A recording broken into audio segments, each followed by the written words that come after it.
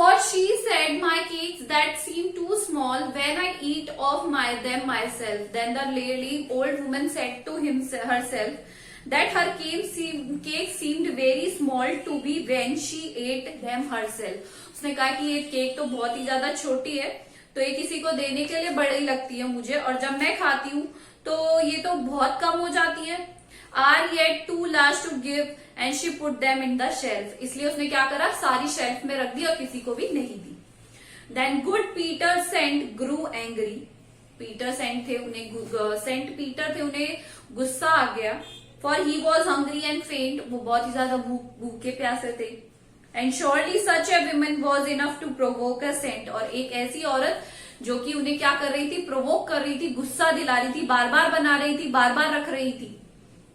And he said you are for too selfish. तो उन्होंने कहा उस औरत से that you are very selfish, तुम बहुत ही ज्यादा सेल्फिश हो, to dwell in a human form, और मानव रूप में रहने के लायक तो बिल्कुल भी नहीं हो. मतलब ड्वेल मतलब रहने के लिए, कि तुम्हें भगवान को थैंकफुल होना चाहिए कि तुम्हें मनुष्य योनि में जन्म मिला है, but you are not capable of being carried in a human form. You have both food and shelter, तुम्हारे पास खाने को भी है, रहने को भी है, and fire to keep you warm, और फायर भी है तुम्हें आग से, मतलब अपने आप को गर्म रखने के लिए. Now you shall build as the bird do. Now तुम अब क्या करोगी, पक्षियों की भांति घोंसला बनाकर रहोगी. And shall get your scanty food, और तुम्हें भी पूरे दिन घूम घूम कर खाना इकट्ठा करना पड़ेगा. By boring and all the day in the hard and dry wood, मतलब पंछियों की तरह तुम हमेशा घूमती रहोगी इधर उधर और खाने के लिए भी तरसोगी. Then up she went through the chimney never speaking a word. फिर वो चिमनी के पास गई, कभी कुछ नहीं बोलती. Out of the top flew a woodpecker, she was change to a bird. And वहां जाकर वो किस में बन गई, एक बर्ड में चेंज हो गई. She had a scarlet cap on her head and that was left the same. उसके जो कैप थी, स्कारलेट कलर की कैप थी, वही उसके ऊपर का हिस्सा, टोपी पहनी हुई थी, कंठ फोड़वे में बदल गई वो वुड पैकर में, और वैसी टोपी बनी रही रेड कलर की. All rest of her clothes were burn, उसके सारे कपड़े जल गए. Black as a coal in the flame, और कोयले की तरह उनके सारे कपड़ों में तब्दील हो गए, कोयले में तब्दील हो गए. And every country school boy has seen her in the wood, और हर गांवों में, विद्यालयों में प्रत्येक लड़के के में जंगल में जो भी कंठ फोड़वे को देखा होगा. Where she live in the trees this still very day boring for food. मतलब यहाँ ये कहा गया है कि गांव में, विद्यालय में जाने वाले प्रत्येक बच्चों ने उसे देखा होगा गांव में, और वो नाटिक महिला अभी भी पेड़ों में रहती है, और भोजन पाने के लिए हमेशा क्या करती रहती है, लकड़ियों में छेद करती रहती है. So I hope you have understood the poem very well. This is all for today. Thank you. Bolo. Good morning everyone. In the last class we have started the poem A Legend of the Northland. हमने poem start करी थी Legend of the Northland. And who is the poet of the poem? Phoebe Carey.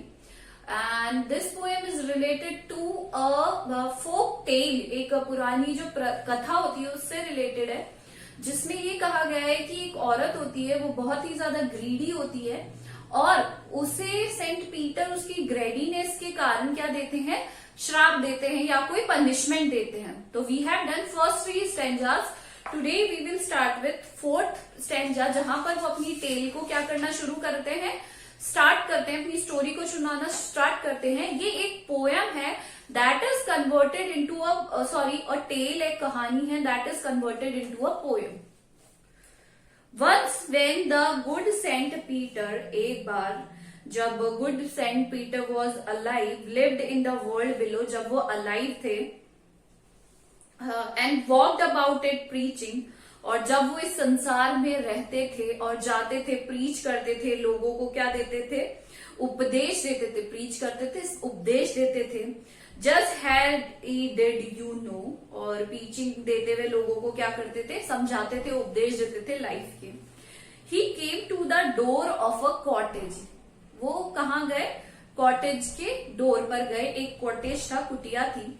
In travelling round the earth, घूमते हुए, पैदल भ्रमण करते हुए, where a little woman was making cakes and baking them on the hearth. अर्थ होता है जहां पर क्या बना रही थी, केक बना रही थी, रोटियां बना रही थी एक महिला, और उन्हें किस पे सेक रही थी, हर्थ। हर्थ इज चूल्हा, चूल्हे पे सेक रही थी।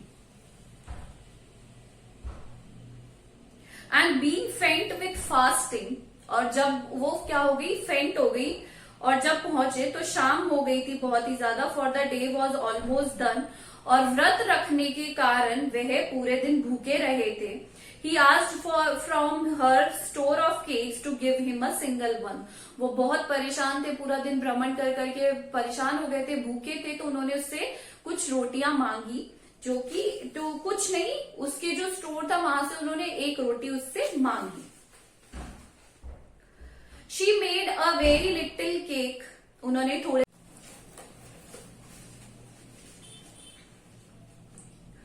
So she made a very little cake. जब उन्होंने उससे रोटियां मांगी तो उसने एक छोटी सी रोटी बनाई। As it baking lay, she looked at it. But उन्होंने बहुत छोटी सी रोटी बनाई उन्हें देने के लिए। She looked at it, thought it seemed too large to give away. अब उस रोटी, पहले तो ऑलरेडी उसने छोटी बनाई, और जब उसे लगा कि ये अभी भी रोटी थोड़ी बड़ी है, तो उसने सोचा कि ये रोटी इतनी बड़ी बन गई है कि इन्हें से नहीं दिया जाना चाहिए। मतलब उसके मन में लालच आ गया कि नहीं, मुझे ये रोटी नहीं देनी चाहिए। Therefore she needed another. फिर दोबारा उसने एक और बनाई। And still a smaller one. फिर भी वो छोटी ही बनाई। But it looked at it when she it over as large as the first had done. But उसने ये देखा कि cutting this dough, she made a smaller cake, and in this process she again made the cake bigger than the last one. उसे ऐसा लगा कि ये बड़ी है, उससे bigger है, तो उसने then now she saw it, this cake seemed to her as large as was the first one. First one से भी बड़ी है, इसलिए इसे भी नहीं दिया जाना चाहिए। Then she took a tiny scrap of dough. Then she took small quantity of dough, बहुत ही कम डो लिया, and rolled it flat. और रोल करना मतलब बेलना, बेलते उसे पतला कर दिया, flat, and baked it as thin as a wafer. और जो वेफर होता है पतला, उसे पापड़ जैसा सेका। But she couldn't part with that. But she could not give away even that also to the Saint Peter. मतलब ये भी नहीं दे पाई वो उसे, उन्हें।